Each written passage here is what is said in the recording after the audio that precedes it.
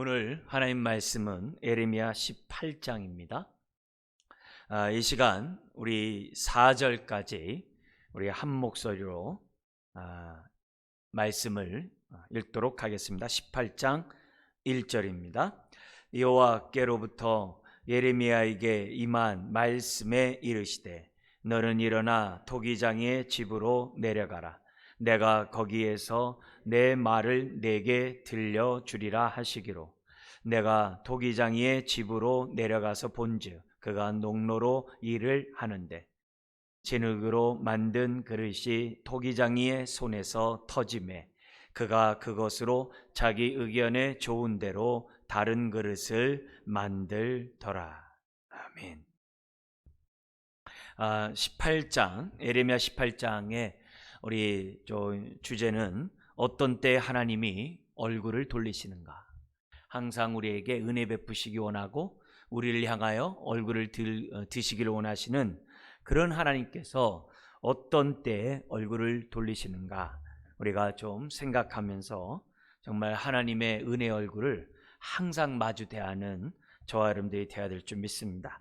자, 그런 가운데 좀 세 가지 강조점은 우리가 주권을 인정하자. 하나님의 주권을 인정하는 그런 말씀을 듣기를 원합니다. 하나님은 토기장이가 흙을 마음대로 빚듯이 우리를 빚어가시는 그런 주권자이심을 오늘 말씀을 통하여 다시 한번 깨달았으면 좋겠어요. 모든 것은 하나님의 주권 속에서 역사하신다. 또한 두 번째는 하나님께서는 항상 은혜 베풀기를 원하시지만 우리가 하나님을 잊어버리고 정말 다른 신, 탐심의 종이 되었을 때, 우상 숭배할 때 하나님은 등을 돌리신다는 것을 우리가 기억하고 정말 행동을 우리의 마음이 하나님을 잊어버리지 않도록 하자라는 것을 다시 한번 예레미야의 말씀을 통해 배우기로 원합니다. 세 번째는 무엇보다도 우리가 오늘 말씀을 통해 다시 한번 기억해야 될 것은 인간의 계획이, 우리의 계획이 어려서부터 완악함을 정말 우리가 확실히 우리가 알고 있어야 한다는 것을 다시 한번 좀 우리가 강조하면서 배워야 됩니다. 그래서 모든 사람들이 다 하나님의 말씀, 은혜로운 말씀을 다 받는 것이 아니다. 심지어는 믿는 것 같지만은 어느 순간에 돌아서는 사람들도 많이 있다는 것을 기억하셔야만 합니다. 그래서 내가 은혜를 안다고 교만하지 말고 항상 말씀을 계속 청종할 수 있는 저와 여러분들이 되자. 왜냐? 이스라엘 국가는 종교 국가예요. 어려서부터 나면서부터 사회 분위기 전체가 여호와 이름을 불러요. 그런데 어떻게 우상 숭배가 정말 팽배할 수 있냐 이게. 어떻게 정말 하나님의 선민이라고 하는 정말 언약의 백성이라고 하는 그 이스라엘이, 그 유다가 어떻게 그렇게 타락할 수 있냐 이게. 우리가 가끔 우리 기독교의 복음화, 또 이 나라의 성시화, 이렇게 도시의 성시화 이런 말들은 많이 합니다. 그러나 그 말의 의미를 우리가 알지만 자칫 잘못하면 종교화가 될 수 있다는 것 또한 우리는 항상 염두에 둬야 돼요. 그래서 우리가 모태신앙을 정말 조심해야 되죠. 모태신앙이 다 아는 것 같지만 분위기에, 환경에, 종교에 익숙해서 신앙생활 할 수 있다는 것을 이스라엘의 그러한 모습을 보면서 우리가 경각심을 가져야 됩니다. 그래서 우리들이 믿음의 가문을 이뤄가는 데 있어서 내 자녀들을 너무 믿지 마세요. 또 너무나 내버려 두지 마세요. 언제 그가 은혜를 아는 자로서 정말 이렇게 계속 살아가면 참 감사한데 언제 돌아설지 몰라요. 그렇기 때문에 우리들이 그 중심을 보시는 그 하나님 앞에 무엇보다도 너와 내 자녀를 위해서 울라는 그 말씀을 우리는 조금이라도 망각하지 말고 정말 우리들의 자녀에게 믿음의 가문을 이루어갈 수 있는 그런 훈련을 정말 잘 시키셔야 됩니다.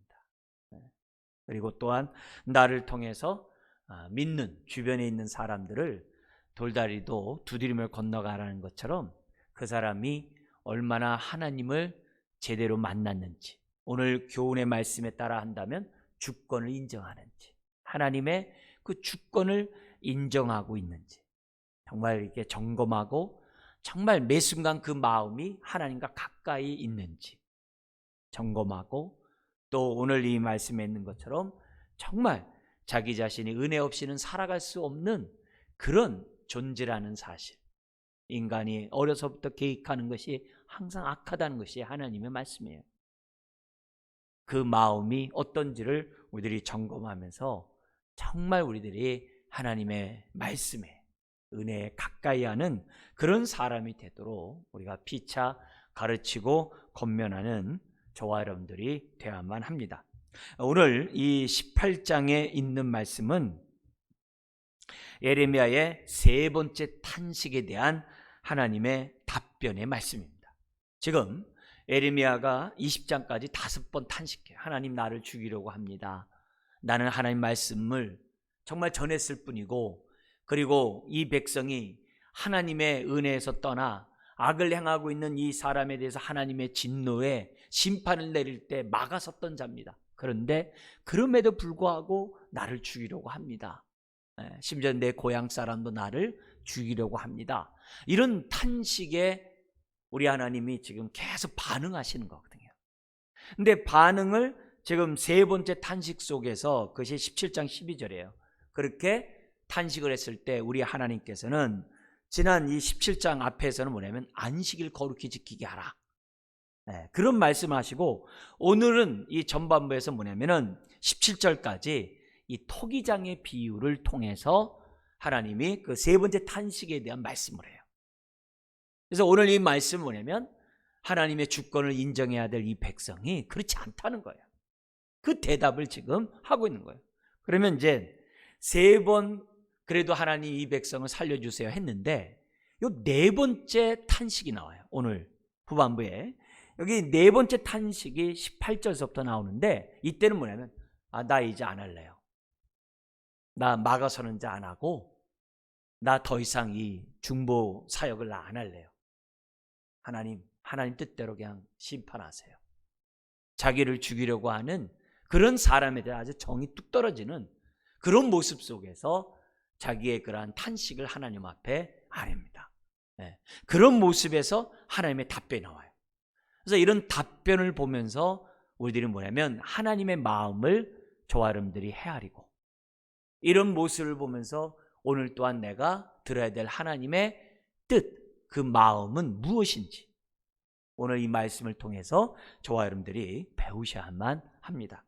감사한 것은 예레미야가 하나님 앞에 탄식할 때마다 하나님이 응답하셨다는 거예요. 얼마나 인격적인 또 우리의 언약의 아버지신지 몰라요.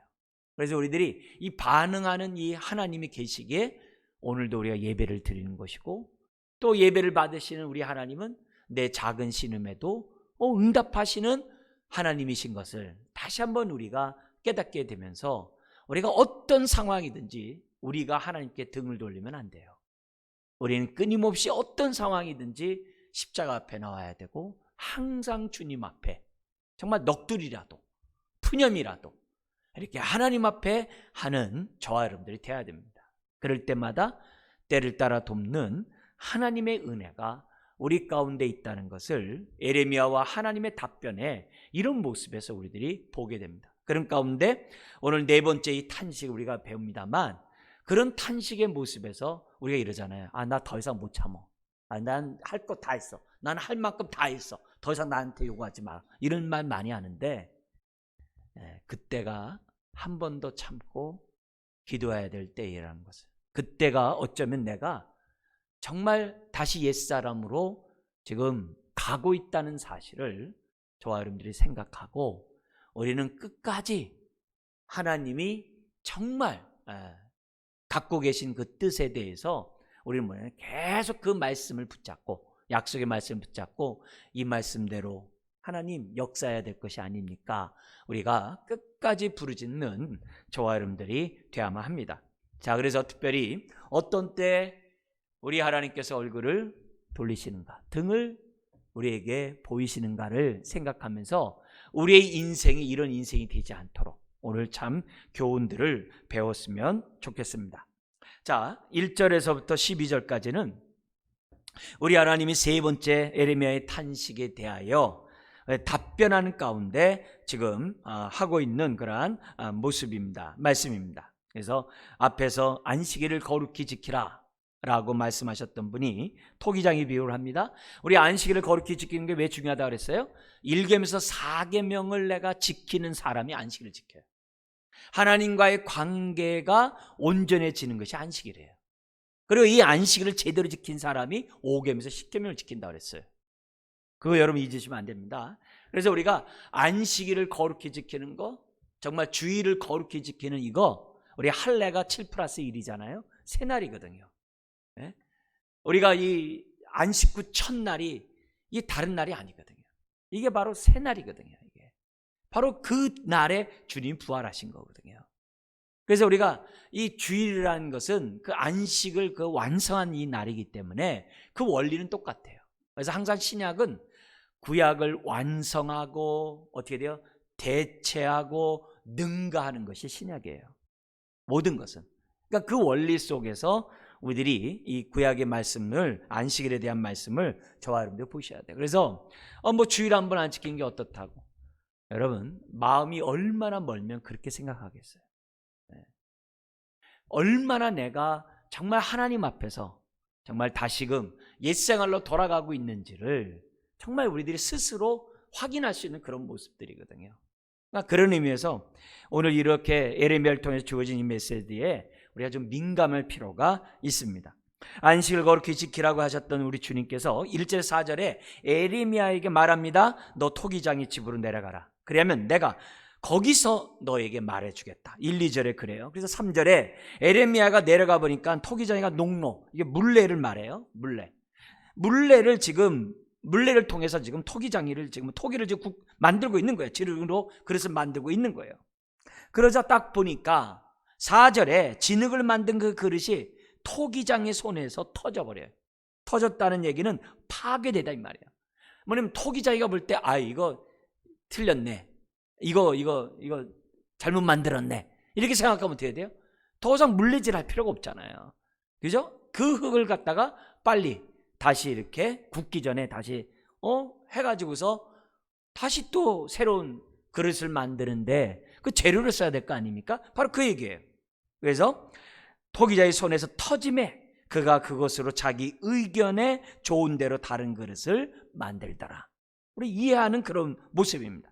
자, 그러자 5, 6절 이 메시지의 정말 비유를 통해서 하시는 말씀이 5, 6절에 있어요. 같이 한번 읽겠습니다. 그때 여호와의 말씀이 내게 임하니라 이르시되 여호와의 말씀이니라 이스라엘 족속아 이 토기장이가 하는 것 같이 내가 능히 너희에게 행하지 못하겠느냐. 이스라엘 족속아 진흙이 토기장이의 손에 있음같이 너희가 내 손에 있느니라. 이게 뭐예요? 하나님의 절대 주권. 하나님은 민족뿐만 아니라 각 사람, 그런 자들을 어떻게 돼요? 능히 다스릴 수 있도록 뭐예요? 주님 손 안에 다 갖고 있다라고 말씀하고 있어요. 우리가 신앙생활 할 때 이 주권이 왜 중요하냐면은 우리들은요 어떤 죄성이 있냐면 나는 변하지 않으면서 내가 어떻게 돼요? 지혜로우려고 하고 나는 변하지 않으면서 나를 갖다 이렇게 확장하려고 하는 그런 죄성이 있어요. 그래서 심지어는 뭐냐면 신앙을 가지면서도 나는 변하지 아니하고 자꾸 어떻게 돼요? 나를 갖다 이렇게 확대해 가요. 위장해 가는 그런 죄성들이 있어요. 그걸 자기가 잘 몰라요. 그러다 어느 순간에 항아리가 깨지듯이 그게 깨져버리는 거예요. 깨져버리는 거예요. 그래서 하나님의 말씀을 듣는데도 그것으로서 하나님의 주권을 인정하는 가운데 내가 빚어지는 것이 아니라 내가 어떻게 돼요? 그만큼 종교적인 사람, 그만큼 기독교적인 사람으로서 생각과 마음과 태도가 변하는 거예요. 어느 한계까지는 괜찮죠. 그러나 어느 한계를 넘어가면 터져버려요. 그런 일들이 너무 많아요. 너무 많아요. 3, 40년 믿었어도 그렇게 하나님 앞에 헌신했어도 어느 순간에 그 인생이 깨지는 그런 일들이 굉장히 많습니다. 심지어는 같은 목사로서 이렇게 같은 이 목회자로서 신앙의 어떤 이런 모습이라든지 우리 주변에 벌어지는 일들 정말 알고 있는 그 많은 사람이 어느 순간에 그 인생이 터져버린 인생들이 참 많아요. 어떻게 저럴 수 있는가? 얼마든지 그럴 수 있다는 거예요. 오늘 우리가 주어진 이 교훈의 말씀을 저나 여러분들이 주목해서 잘 듣지 않으면 어느 순간에 그 인생이 터져버릴지 몰라요. 그러다가 잘 믿던 하나님 갑자기 자기가 하나님을 향해 등을 돌려요. 그렇게 헌신적이고 그렇게 자기 삶을 다 드리겠다고 하는 사람이 어느 순간에 등을 돌려요. 그런 터져버린 그런 인생들이 너무나도 많아요. 그때라도 늦지 않고 그때라도 정말 정신 차리고 깨어서 하나님 앞에 돌아서면 할렐루야죠. 근데 터져버린 채로 끝나버리는 그런 사람, 그런 인생들이 얼마나 많은지 몰라요. 구약에서 같은 데 보면 선지자로서 빛을 발한 선지자들이 굉장히 많아요. 그런 선지자들의 그 모습을 보면서 그들이 어떻게 그럴 수 있냐? 그럴 수 있다는 거예요. 예수님의 제자 가운데서도 가룟 유다 똑같아요. 3년 동안 따라다니면서 그도 뭐요? 2명씩 전도대 할 때 전도대의 역할을 했던 사람이에요. 그러나 어느 한순간에 터져버리는 거예요. 터져버리는 거예요. 그러니까 오늘 우리들이 신앙생활하는 데 있어서 정말 이 중요한 것이 이 주권을 인정하는 거예요. 우리는 신약에서는 예수님의 주되심을 인정하는 것으로 우리는 고백을 해요. 여러분, 정말 내가 날마다 부서지지 않으면, 깨어지지 않으면 안 되는 게 우리예요. 근데 나는 깨어지지 않는 상황에서 자꾸 몸집만 부풀리려고 해요. 지식만 부풀리려고 해요. 자기의 어떤 그러한 이름만 내려고 하는 그런 점잖은 모습으로 신앙생활을 했다가는 어느 순간에 터져버리는 거예요. 그러니까 유다 백성이 그게 골마 터진 거예요. 그러니까 어떻게 돼요? 이때 바벨론 포로로 끌려가는 거예요. 곰고 골마 터지는 그런 가운데서 마지막에 그렇게 되는 거예요. 그렇기 때문에 오늘 내 자신이 하나님 앞에서 정말 우리가 하나님의 얼굴을 돌리지 않으려면 사실 어떻게 돼요? 내가 돌린 거죠. 내가 등을 돌린 거죠. 내가 돌리지 않으려면 어떻게 되느냐? 우리가 하나님의 이 주권을 철저히 인정하면서 매 순간 한순간이라도 주님 손에 내가 있음을 믿습니다. 오늘 하루도 주님 손에서 빚어지는 인생이 될 수 있도록 하나님 도와주십시오. 그게 메시지인 거예요. 안식일을 거룩히 지켜라. 안식일의 주인이 주님이시잖아요. 근데 그들은 안식일을 안 지키거든요. 안식일은 그들에게 뭐예요? 신앙의 고백의 그런 자리거든요. 근데 그걸 갖다 어떻게 돼요? 주의 날임에도 불구하고 나의 날이거든요.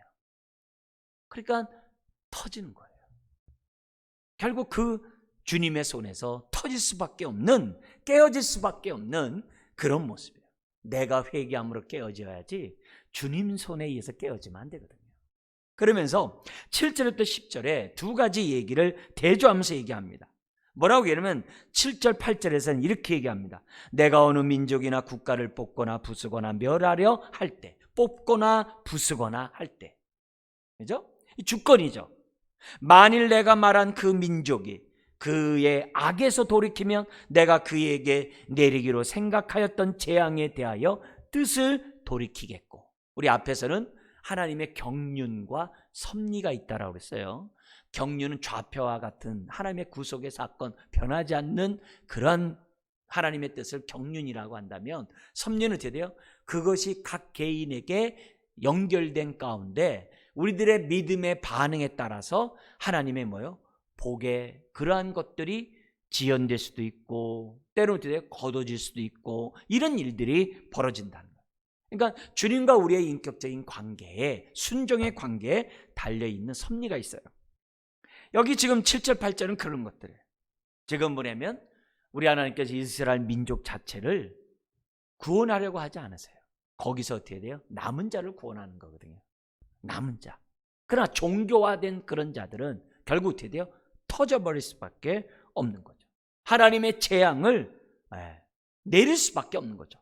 그런데 그런 가운데서도 악에서 돌이키며 회개하면 하나님이 재앙을 내릴 것을 멈추겠다는 거죠. 이게 섭리예요. 반면에 9절 10절에서 보면은 이렇게 얘기해요. 내가 어느 민족이나 국가를 건설하거나 심으려 할 때, 역시 주권이에요. 만일 그들이 나 보기에 악한 것을 행하여 내 목소리를 청종하지 아니하면 내가 그에게 유익하게 하리라고 한 복에 대하여 뜻을 돌이키리라. 또 섭리인 거죠. 그러니까 여기 초점은 뭐냐면 목소리의 청종이에요. 하나님의 주권을 인정하는 사람들의 특징은 말씀을 사모해요. 말씀을 듣기를 사모해요. 에스겔 36장에 성령이 임함으로 나타난 현상이 뭐라 그래요?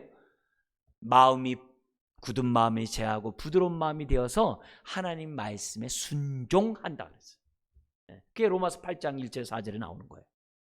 그러니까 우리들이 기본적으로 생각할 때 저와 여러분들의 마음 자세는 말씀을 사모하는 이런 마음이 있어야만 한다는 거죠. 그러니까 오늘 이 하나님의 이런 모습 속에서 청종하고 있느냐 청종하지 않느냐는 다른 거 없어요. 열린 귀를 가졌냐 이게. 귀가 할례를 받았느냐, 그것이 중요하다는 것을 우리들에게 보여줍니다. 그래서 우리가 청종한다는 자체는 주권을 인정하는 거예요. 순종한다는 것은 주권을 인정한다는 거예요. 우리가 왜 말씀을 들어요? 순종하려는 거잖아요. 믿고 순종하는 것은 분리되는 것이 아니에요.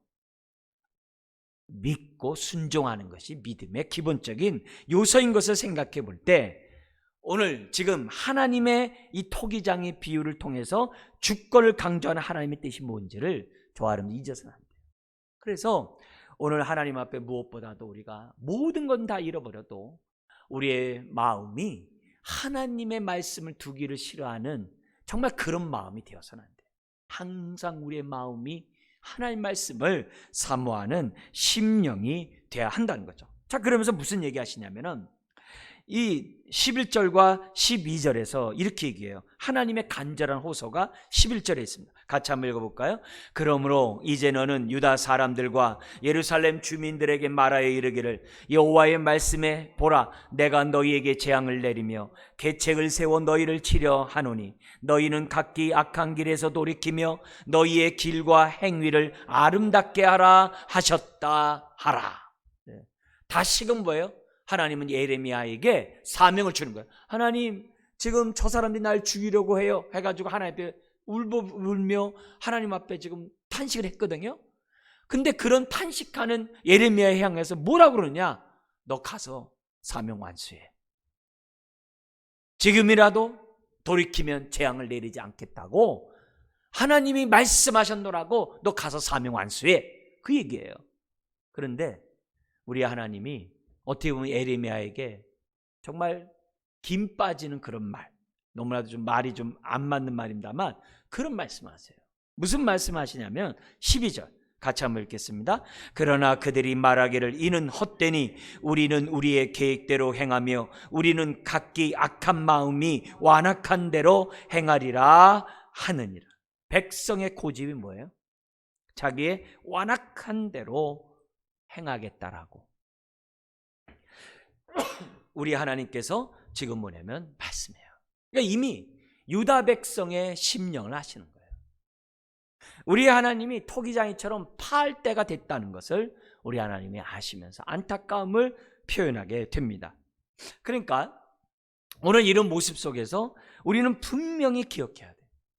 하나님은 정말 주권을 갖고 계시는 그런 분이시기 때문에 내 인생도 누구 손에 달려 있다는 거예요? 하나님 손에 달려있다는 사실을 저와 여러분들이 분명히 우리가 깨닫고 내 삶을 맡기셔야 돼요. 하나님이 내 인생을 빚어가시는 톡이잖아요. 여러분, 베드로 사도가 정말 얼마나 이게 다듬어지지 않은 반석, 돌이었습니까? 그죠? 3년 동안 주님을 따라다녔어도 다듬어지지 않은 반석이었거든요. 돌이었거든요. 근데 그가 하나님의 손에 맡겨지자, 그러니까 성령 충만이라고 그러죠. 맡겨지자 그 베드로가 성령 받고 난 다음에 그 이전의 모습이 성경에 이렇게 눈에 보이는 것만 10가지가 넘어요. 생각이나 말, 마음이나 행동이나 태도나 그가 쓴 그 사도행전이나 베드로 전후서를 보면은 어떻게 이전의 모습이 이렇게 180도가 달라질 수 있을까? 부름받았던, 주님을 믿고 따라갔던 그 3년의 모습과 성령 받은 이후의 모습이 너무 다른 거예요. 확연하게 달라요. 어떻게 돼요? 그 거친 돌이 주님의 징을 맞아가지고 어떻게 돼요? 정말 주님과 같이 요긴한 돌이 되는 그런 인생이 됐던 것을 봐요. 그러니까 이제는 내가 됐네 그렇게 교만하지 말고 항상 하나님 생을 다하는 그때까지 저를 빚어 주시옵소서. 이 모습을 정말 우리가 인정하는 자가 복이 있다는 거예요. 이 말씀은 로마서 9장에도 또 반복되는 그런 말씀이기도 하죠. 그렇기 때문에 우리가 항상 우리의 마음이 그 17장 5절에서부터 8절에 얘기했던 말씀처럼 우리의 마음이 하나님께로부터 멀면 안 돼요. 우리의 마음이 늘 하나님을 향해야 돼요. 이런 사람이 어떤 사람이에요? 내 삶을 주님께 맡기는 사람이에요. 토기장이신 주님께 내 인생을 맡기시는 분이에요. 그렇다고 한다면 오늘 내 모습을 한번 지금 이 밤에 한번 내 모습을 정말 하나님 앞에서 개별적으로 보자. 나는 머지않아 내가 터질 그런 인생인가? 아니면 주님 손에서 빚어질 그런 인생인가? 빚어가고 있는 인생인가? 두 종류에서 나는 어떤 사람인지를 저와 여러분들이 점검하셔야 돼요. 돌이켜 보셔야만 한다는 거예요. 자, 그러면서 그 하나님은 지금이라도 돌아선다면 복 주기를 원하시는 분이에요. 그런 하나님이라는 것을 그러니까 뭐예요? 인격적인 거죠. 그러니까 인격적인 거죠. 기계적이지가 않은 거죠. 그런 하나님 앞에 내 삶을 드리는 거는 너무나도 감사하죠. 하나님은 정말 변함이 없는 분이거든요. 복 주기를 원하시는 그런 분이거든요. 그 앞에 그분 뜻대로만 돌아선다고 한다면 우리는 얼마든지 언약의 축복의 통로가 되는 거죠. 여러분, 인간과 국가의 운명은 하나님 손에 있어요. 내 인생도 하나님에 있어요. 내가 좋은 환경에서 자라지 못했다고, 내가 어려운 환경에서 내가 자랐다고, 내가 부모로부터 받은 게 없다고, 내 주변 환경이 어떻다고, 그게 중요한 게 아니에요. 중요한 게 아니에요. 주님 손에 있어야 정금같이 되어 나오는 거예요. 우리 요셉도 어떻게 돼요? 그 혈기왕성할 때 종으로 끌려가잖아요. 그리고 감옥살이를 하잖아요. 그 인생을 하나님이 빚으셔가지고 정금같이 되어서 나오게 하셨잖아요. 모든 것은 하나님 손에 빚으셔야 하는 거예요.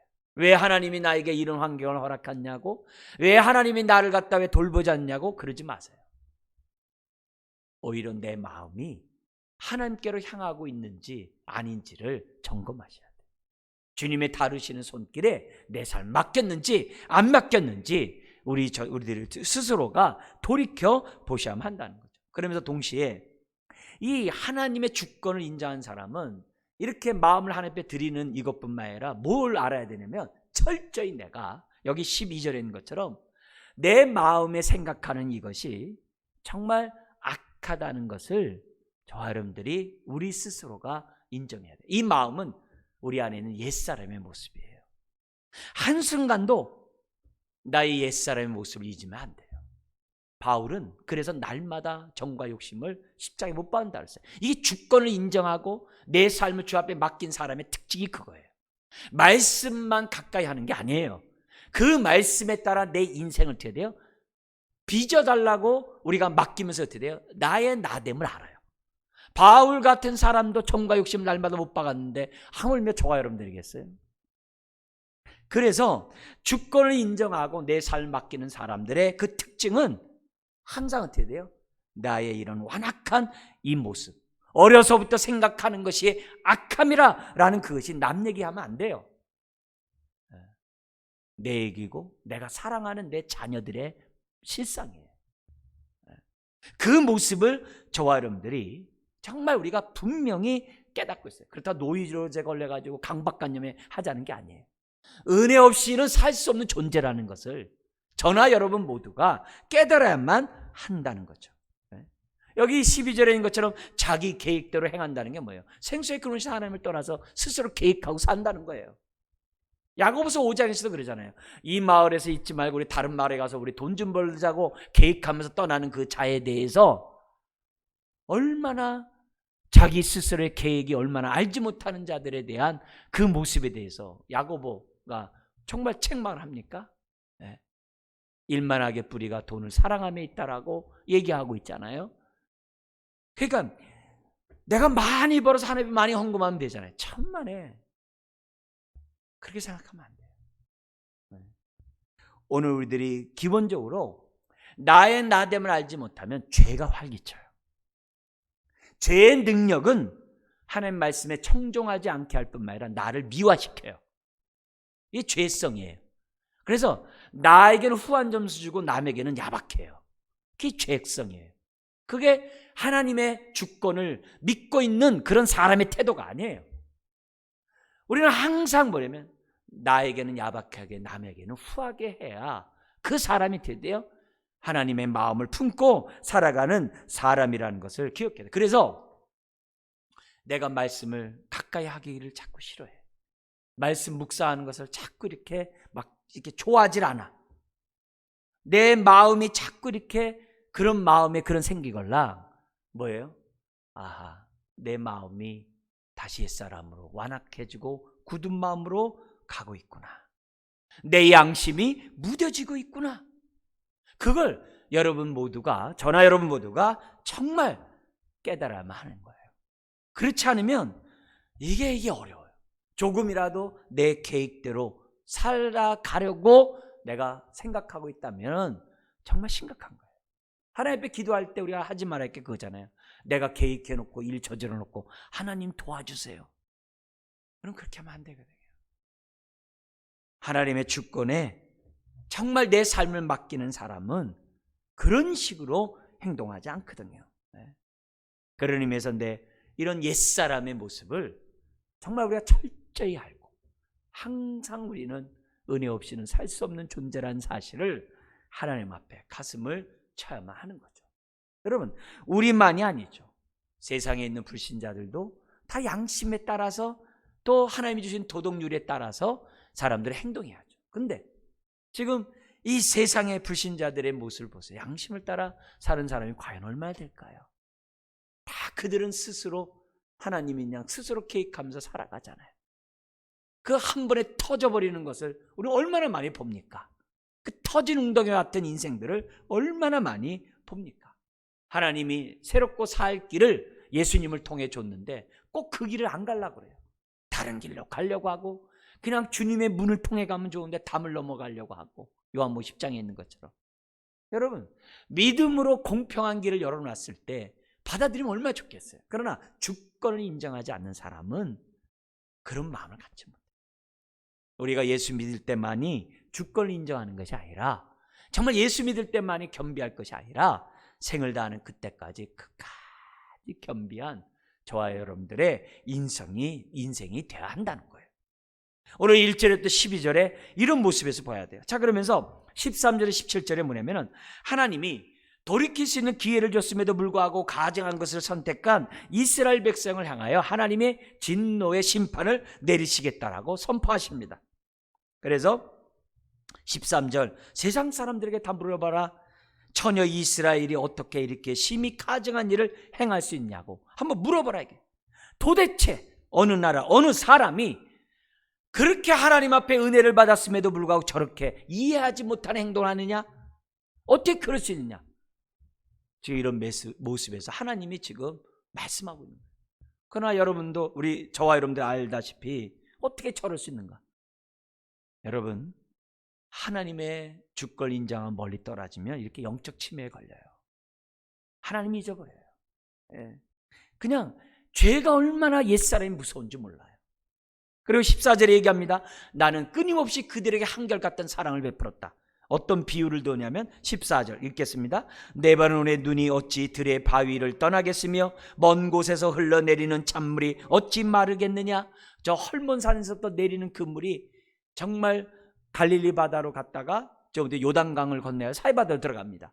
그래서 이 헐몬산에서 내리는 그 눈 녹는 그 물이 지금도 여름에도 계속 흐르거든요. 그 물이 물처럼 어떻게 돼요? 하나님의 사랑은 한결같이 베풀어졌건만 그들은 어떻게 돼요? 그런 사랑을 끊임없이 베풀어졌는데 그들은 외면해버리는 거예요. 예매를 하네. 어떻게 처녀 이스라엘이 그럴 수 있냐 이게. 그리고 15절 16절에 뭐냐면 그들의 죄를 얘기합니다. 그들의 죄는 뭐냐? 15절에 말씀 한번 읽겠습니다. 물은 내 백성은 나를 잊고 험한 것에 분향하거니와 이러한 것들은 그들로 그들의 길 곧 그 옛 길에서 넘어지게 하며 곁길 곧 닦지 아니한 길로 행하게 하여. 두 가지죠. 하나님 잊은 거죠. 영적 치매에 걸린 거죠. 잊으니까 어떻게 돼요? 정과 욕심밖에 안 남은 거죠. 그러니까 뭐예요? 우상 숭배하는 거죠. 그건 자연스러운 귀결이죠. 인생은 하나님을 섬기냐 우상을 섬기냐 둘 중에 하나예요. 둘 중에 하나예요. 그래서 그들이 하나님을 잊어버린 결과 우상을 숭배함으로 그들이 어떻게 돼요? 곧 그 옛길에서 넘어지게 하며. 이 옛길이 뭐냐면 그동안의 조상들이 어떻게 돼요? 믿음 가운데 얼마나 아브라함, 다윗 얼마나 아름답게 해왔어요. 근데 그 길에서 곁길로 가버리는 거예요. 닦지 아니하는 길로 갔다. 이 말이 무슨 뭐예요? 그냥 가시길로 바위길로 가버렸다는 거예요. 광야로 그냥 가버렸다는 거예요. 그게 닦지 않은 길로 가는 거예요. 생고생을 선택했다는 거죠. 자기네들 스스로가. 그러니까 너에게 임한 재앙은 너의 생각의 결과니라. 그 앞에 있던 그 말씀이 그대로인 거예요. 그들이 화를 당하고 진노를 당한 건 뭐냐? 그들의 생각의 결과, 잘못된 것을 선택한 그 결과. 육의 생각이 있고 성령의 생각이 있잖아요. 육의 생각한 그 결과 그들은 닦지 않는 그 생고생의 길로 스스로 빠져버렸다 이게. 그 얘기예요. 그래서 16절 그들의 땅으로 두려움과 영원한 웃음거리가 되게 하리. 기껏 선택했는데 사람들이 뭐예요? 거기서 뭐예요? 사람이 살 수 없는 그런 황폐한 그런 땅이 됐다는 거예요. 그러니까 사람들이 비웃는 거죠. 심지어 16절 하반절에 그리로 지나가는 자마다 놀라서 그의 머리를 흔들리라. 여러분 이 규절이 그대로 인용되는 데가 어디 있냐면은 예수님이 골고다 언덕에서 십자가에 못 박혀 죽으셨을 때 사람들이 그것을 쳐다보고 어떻게 돼요? 쳐다보지 않고 고개를 흔들면서 갔던 그 규절과 똑같은 말이에요. 은혜를 알면 어떻게 돼요? 골고다에서 우리의 그 모든 저주를 주님이 다 담당하신 그 모습을 우리가 깨닫을 수 있겠지만 그 깨닫지 못하는 사람들 어떻게 돼요? 고개를 돌렸던 그 예수님 당시의 모습처럼 그 당시에 이스라엘 사람들이 그런 머리를 흔드는 비웃음거리가 된다는 것이, 삶이 가시밭이 되니까 그렇게 되는 거예요. 터진 웅덩이가 되는 거죠. 그러자 17절 한번 읽겠습니다. 내가 그들을 그들의 원수 앞에서 흩어버리기를 동풍으로 함같이 할 것이며 그들의 재난의 날에는 내가 그들에게 등을 보이고 얼굴을 보이지 아니하리라. 여기 동풍이라는 것은 다른 게 아니겠죠. 사막의 열풍이죠. 한순간에 말라버리는 거죠. 한순간. 아까도 말씀드렸듯이 하나님이 돌리는 게 아니죠. 하나님은 그림자가 없으시잖아요. 사람이 돌리는 거죠. 그러니까 민수기 6장 24절에서 26절의 그 말씀 제가 한번 읽어드릴게요. 여호와는 내게 복을 주시고 너를 지키시기 원하며 여호와는 그의 얼굴을 내게 비추사 은혜 베푸시기를 원하며 여호와는 그의 얼굴을 내게로 향하여 드사 평강 주시기를 원하노라 할지나. 이게 뭐예요? 대제사장의 축복 기도거든요. 오늘도 목회자는 이 말씀을 가지고 성도님들을 축복합니다. 하나님은 복을 주시고 지키시기 원하세요. 안전하게. 여기 나온 것처럼 은혜를 베풀고 평강을 베푸시기를 주시기를 원하시는 분이에요. 그런 하나님 앞에서 하나님을 잊어버리고 스스로 계획하는 이런 악한 이런 행동, 주권을 인정하지 않는 행동들은 우리가 벗어버려야 돼요. 오늘 이 13절부터 17절의 내용은 이거예요. 어떻게 그럴 수 있냐 이게. 은혜를 받은 이스라엘 백성이 어떻게 그렇게 생각하고 그렇게 행동할 수 있냐 이게요. 자멸의 길, 어리석은 길을 어떻게 그럴 수 있냐 이게. 그것도 하나님의 마음을 아프게 한 대못을 박아버릴 수가 있냐 이게. 여러분 그럴 수 있어요. 뭐 하면요? 주권을 인정하지 않고 그 마음이 멀고 하나님의 말씀을 듣기를 사모하지 않으면 어느 한순간에 얼마든지 이럴 수 있어요. 4대째 믿는다고요? 5대째 믿는다고요? 아무 소용없어요. 아무 소용없어요. 우리가 정말 하나님 앞에서 정말 나보다는 내 자손이 더 하나님을 잘 섬기는 그런 가정이 될 때 소망이 있지, 나보다 잘 섬기지 못한 그 자녀는 자기보다 더 못한 자녀를 낳게 할 수밖에 없어요. 신앙. 우리들이 정말 이 심각성을 생각하면서 하나님 앞에 기도해야 돼요. 뭐냐? 나는 아까 여기 레바논의 눈이 어째 들의 바위를 떠나겠으며 한 것처럼 나는 한결같은 하나님의 사랑을 지속적으로 느끼고 있는가? 이 주권을 인정하면 그게 있는 거예요. 지속적으로 느끼냐가 중요한 거예요. 필요할 때만 물을 먹으면 안 돼요. 필요할 때만 은혜 앞에 나오면 안 돼요. 우리는 끊임없이 은혜를 받지 않으면 안 돼요. 간헐적으로 은혜 받는 것이 얼마나 교만하고 위험한지 몰라요. 간헐적으로 하나님의 사랑을 체험하는 것보다 교만한 게 없어요. 사실이요. 굉장히 무서워요. 잘못된 선택을 얼마든지 할 수 있어요. 나는 변하지 않고 내 머리만 커질 수 있어요. 내 모습만 아주 그럴듯한 그리스도인이 될 수 있어요. 네. 굉장히 위험해요. 저나 여러분들이 예배를 멈추지 말아야 되고 하나님 말씀 묵상하는 것을 멈추지 말아야 되는 이유는 다른 게 아니에요. 나의 옛사람이 여전히 내 안에 살아있고, 여전히 내 안에 어떻게 돼요? 탐심이 여전히 활개치고 있거든요. 그렇기 때문에 저와 여러분들이 이 옛사람이 작동하지 못하도록 항상 하나님을 예배하는 것을 멈춰서는 안 돼요. 하나님 말씀을 묵상하는 것을 멈춰서는 안 돼요. 하나님, 내버려 두지 마시옵시며 올바른 선택을 하며 살아가게 달라고 기도해요. 네. 그림자가 없으신 하나님 앞에 내가 등을 돌리지 않게 하여 주옵소서. 네. 지금 세 번째 탄식, 하나님, 저 사람들이 날 죽이려고 해요. 그런 자들에 의해서 우리 주님이 사명을 감당하라. 네. 비록 그들이 돌이키지 않는다 할지라도 전하는 것이 심판의 증거가 되잖아요. 또 전하는 걸 통해서 남은 자들이 또 생겨나잖아요. 그러니까 뭐예요? 듣든지 아니 듣든지 너는 네 사명만 완수하라. 주권자인 내가 알아서 할 것이다. 그 얘기한 거예요. 자, 그리고 나서 18장 18절 이하에서 네 번째 탄식이에요. 이게 꼭 연이어 있다라고 생각하지 말고 기간이 떨어져 있다고도 우리가 동시에 봐야 돼요.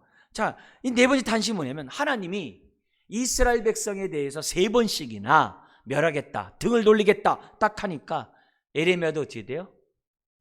마치 포기한 것 같은 그런 마음이 본문에 나와요. 이건 아직 하나님의 마음을 다 헤아리지 못한 거죠. 에레미야도요. 그러나 여기 에레미야의 탄식은 똑같아요. 여전히 자기를 죽이려고 하는 그런 사람들 때문에 탄식하는 내용이 18절에 있습니다.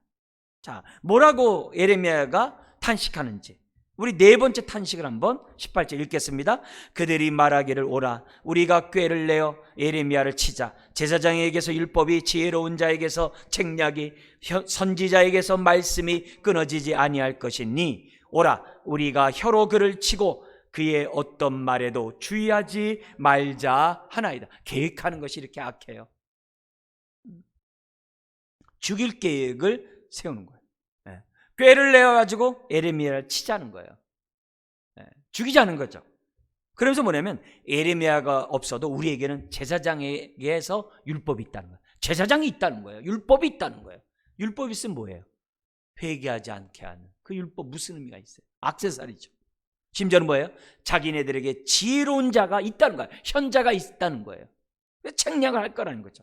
세 번째, 선지자가 있다는 거예요. 말씀이 끊어지지 아니할 것이라. 근데 맨 거짓 선지자들만 있었잖아요. 예루살렘은 절대 무너지지 않는다. 하나님의 평강이 있을 거다. 조금만 참아라. 포로로 끌려간 자 곧 돌아올 것이다. 네. 그렇게 하는 거죠. 네. 물론 앞에 돌아오게 한다는 게 있죠. 네. 그러나 자기들이 회개하지 않는데 무슨 돌아옴이 있겠어요? 즉 그 얘기예요. 그래서 뭐라면 오라 우리가 혀로 그를 치고 그의 어떤 말에도 주의하지 말자 하나이다. 이게 뭐예요? 에레미야가 한 말로 그를 뭐예요? 죽이자는 거예요. 그들은 에레미야가 하나님의 뜻대로 전하지 않았다라고 확신하고 있는 거예요. 그가 에레미야가 잘못한 말을 전했다라고 얘기하는 거예요. 그래서 그 말로 네 죄는 네가 알렸다고 죽이자는 거예요. 그래서 그가 하는 말은 무시하자라고 얘기를 하는 거예요. 자, 그러자 이제 탄식이 본격적이죠. 19절에 22절에 자신을 헤아리는 자에게 이제는 심판을 내려달라는 거예요. 19절, 하나님이 나를 돌아보사 저들이 저에게 하는 말을 들어보소서. 하나님 아시지요? 그러는 거예요. 20절, 배은망덕한 저들이 저를 죽이려고 합니다. 제가 백성을 향하여 하나님의 분노를 돌이켜달라고 그렇게 중보기도하면서 그들에게 정말 그들을 위해 열심히 사역을 했는데 하나님 아시죠? 제가 그렇게 한 거 기억해 주세요. 그러면서 21절 22절, 하나님도 포기하셨으니까 하나님이 심판을 내리기로 하셨던 그 계획대로 뜻대로 심판하세요. 굉장히 무서운 말을 해요. 얼마나 화가 났으면 이런 말을 했겠어요. 그러나 이해되지만 뭐라고 얘기하냐면 이렇게 얘기해요. 그들의 자녀를 기근에 내어주며 그들을 칼의 세력에 넘겨주며 그들의 아내들은 자녀를 잃고 과부가 되며 그의 장정은 죽임을 당하며 그 청년은 전장에서 칼을 맞아 죽게 하소서. 주께서 군대로 갑자기 그들에게 이르게 하사 그들의 집에서 부르짖음이 들리게 하옵소서. 이는 그들이 나를 잡으려고 구덩이를 팠고 내 발을 빠뜨리려고 올무를 놓았습니다. 이제는 저 사람들 이제 죽어 마땅합니다. 그냥 뜻대로 하세요. 그런 얘기 하는 거예요. 얼마나 힘들면 저주를 퍼붓겠어요? 그러면서 23절에 저 더 이상 변론 안 할래요. 이스라엘 위해서 하나님 앞에 도와달라, 은혜 베풀달라고 저 안 할래요. 주님의 때에 그들에게 심판하소서.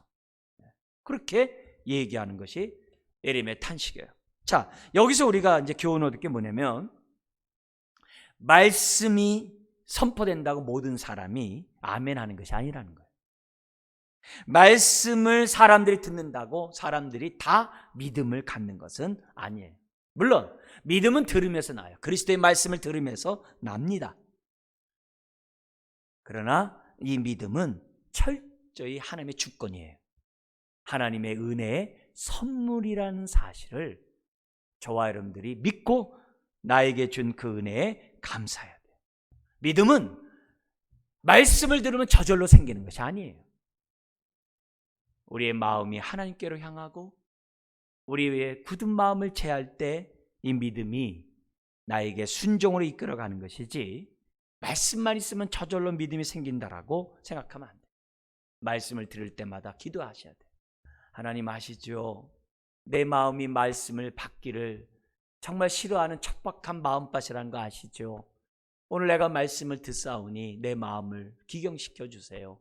내가 말씀을 아멘으로 들을 수 있는 마음밭 되게 해주세요. 하나님, 말씀을 흘려듣지 않고 그 말씀이 나에게 영이요 생명되게 말씀이 되게 해주세요. 그런 겸비한 마음으로 말씀을 받아야 믿음이 생기는 거지, 그냥 듣는다고 생기는 것이 아니라는 거예요. 내가 전하는 그리스도의 사랑을 모든 사람이 다 받아준다고 생각하지 말라는 거예요. 왜요? 인간의 이 죄성이 얼마나 견고한, 콘크리트보다도 더 견고한, 화강석보다도 더 견고하다고 앞에서 1장에서 얘기하잖아요. 얼마나 그들의 마음이 이 쇠보다도 더 강하다고. 그게 내 마음이에요. 저와 여러분들의 마음이에요. 자, 그러면서 또 하나 우리가 알아야 될 것이 뭐냐면, 예레미야의 모습을 4번씩이나 정말 이 탄식하는 모습에서 뭐냐? 사람에게서 칭찬과 영광, 그것도 모든 사람에게서 칭찬과 영광을 얻으려고 해서는 안 돼요. 주의 일을 하면서도 모든 자들에게 환영을 받을 것이라고 착각하면 안 돼요. 오히려 예레미야처럼 4번씩이나 죽음의 위협에 처할 수 있다는 거예요. 그래서 사람들에게서 좋은 기대감을 너무 갖지 마세요. 그렇다고 너무 염세적으로 생각해서도 안 되죠. 너무 쉽게 생각하지 말라는 거예요. 다 인정받으려고 그렇게 하려고 하지 말아야 해요. 그러다가는 낭패를 볼 수가 있다는 것을 우리가 생각해야 돼요. 그리고 또 하나 우리가 알 것은, 어떻게 사람들이 하나님을 잊으면서 이렇게 행동할 수 있는가? 있어요. 얼마든지 있어요. 하나님으로 하여금 얼굴을 돌리게 하는 일이 얼마든지 있다는 거예요. 그래서 오늘 말씀의 정리가 뭐예요? 나 자신 알자는 거예요. 내가 어려서부터 계획하는 바가 악한 그런 자임을, 나의 악한 이 마음을 내가 알아야 하나님을 잊어버린 일이 없는 거예요. 나를 알아야 돼. 나를 알아야 돼. 그리고 그러기 때문에 말씀을 가까이 하는 자가 되도록 해야 돼요. 그래서 하나님의 은혜의 사랑이 간헐적으로 받으면 안 돼요. 계속 그 말씀을 가까이 하는 가운데 은혜를 받아야 돼요. 그뿐만 아니라 무엇보다도 이 중심에는 하나님의 주권을 인정하는 인생이 돼야 우리가 이 유다 백성처럼 안 될 수 있어요. 제가 지금 요약했던 요 내용을 여러분들이 잊어버리면 나도 모르는 사이에 머리가 휘어지는 것처럼 마음이 하나님을 잊어버릴 수가 있는 거예요. 한 말씀만 더 하고 마치겠습니다. 여러분, 예레미야는 네 번째 이 탄식의 모습에서 저주의 기도를 하죠. 그러나 여기서 우리가 알아야 될 것은 뭐냐면, 예레미야는 이제야 인간이 이렇게 악하다는 사실을 예레미야는 철저히 깨닫게 됐다는 거죠. 그래서 도저히 이 백성 가운데서는 새순이 돋지 않겠구나. 이제는 하나님이 포기하듯이 이 인생은 정말 악하구나 라는 사실을 예레미야가 철저히 깨달았다. 즉 백성이 돌이킬 기미가 전혀 없다는 걸 깨달았다는 거예요. 그걸 우리가 먼저 알아야 되고요. 그러나 여기서 우리가 알아야 될 것은 뭐냐면, 오히려 예수님의 십자가에서 하셨던 그 기도를 배워한다는 거죠. 그게 뭐예요? 아버지여 저들의 죄를 용서하소서. 저들이 하는 것을, 자기들이 하는 것을 알지 못하나이다. 스데반 집사가 돌 맞아 죽으면서 했던 그 기도를 오늘 저와 여러분들이 배우셔야 돼요. 그리고 그 마음의 기도를 진심으로 할 수 있는 마음밭이 되도록 오늘 이 밤에 저와 여러분들이 기도해야 될 줄 믿습니다. 마지막 그 순간까지도 은혜 없이는 살 수 없는 이 마음을 예레미야도 배워야 되고 오늘 저와 여러분들도 배우는 이 밤이 되어야 될 줄 믿습니다. 기도하겠습니다. 하나님 아버지, 하나님으로 하여금 얼굴을 돌리지 않게 하는 그런 인생 되게 하여 주옵소서. 하나님의 주권을 철저히 인정하게 해 주옵소서. 말씀을 가까이 하는 인생 되게 하여 주옵소서. 은혜 없이는 살 수 없는, 참으로 나의 이런 악한 마음을 갖고 있는 옛사람이 여전히 내 안에서 있다는 사실을 잊지 않게 하여 주옵소서. 주여, 이 밤에 주 앞에 나와 하나님의 말씀을 청종하는 주의 자녀들, 간헐적으로 사랑을 받아들이지 않게 하시고 끊임없이 주의 사랑 안에 머무는, 은혜 안에 머무는 겸비한 주의 자녀 되게 하여 주옵소서. 예수님의 이름으로 기도드리옵나이다. 아멘.